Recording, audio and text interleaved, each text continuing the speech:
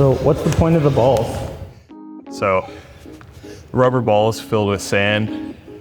OKF balls, one of a kind fitness, by my guy down in Baltimore, Devin Brown. They're about 1 pound. They're just filled with sand, rubber balls. And the point is that you get the weight that you get from any kind of dumbbell, any kind of weights like that. But when you're doing a movement, it shakes back and forth and there's a delayed force, and it forces your joint, all the muscles around the joint, to work together to kind of stabilize that joint at the same time. Similar to how it would be if you were throwing a ball, you need the deceleration and acceleration. Same as when you're striking the ground with your foot, you need the acceleration through the ground and then the rebound from the hip flexor and all the other muscles pulling your leg back. So you need a reactive kind of strength, and this is what that's for. Upper body reactive strength.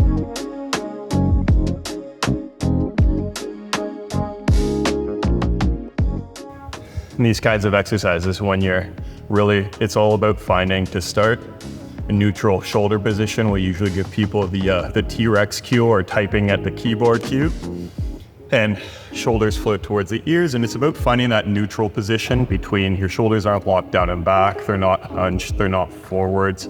You kind of find that neutral position. Shoulder blades are flush to your back.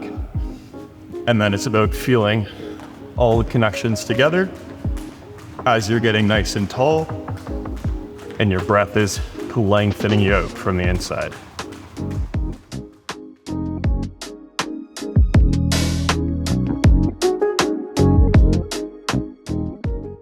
Well, the lumbar spine is more or less stable. So as you rotate, the shoulders will rotate with the thoracic spine. So we try to keep everything in the center, let the thoracic spine do its rotation.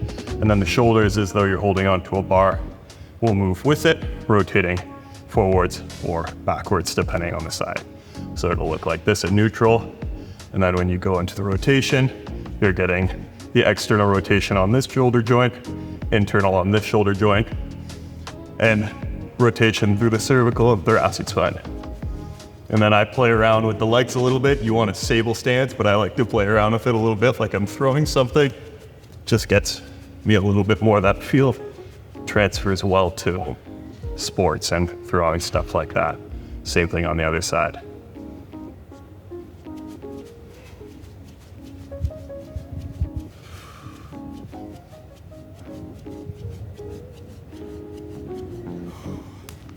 And finally, same thing, just like when you're getting that reactive strength through your legs, you want the same thing through your shoulders and your both ranges of motion, so through extension and flexion.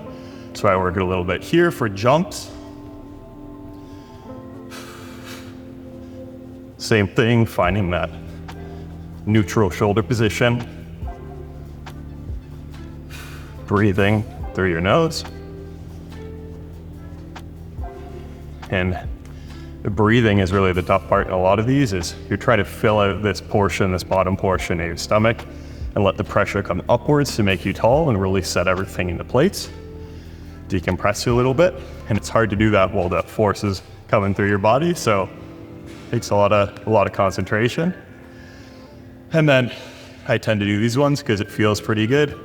Mimics a chin-up kind of position and really unlocks some of the stuff in here for for whatever reason, my thoracic spine, my rib cage, like this guy. So same kind of idea, but in flexion instead.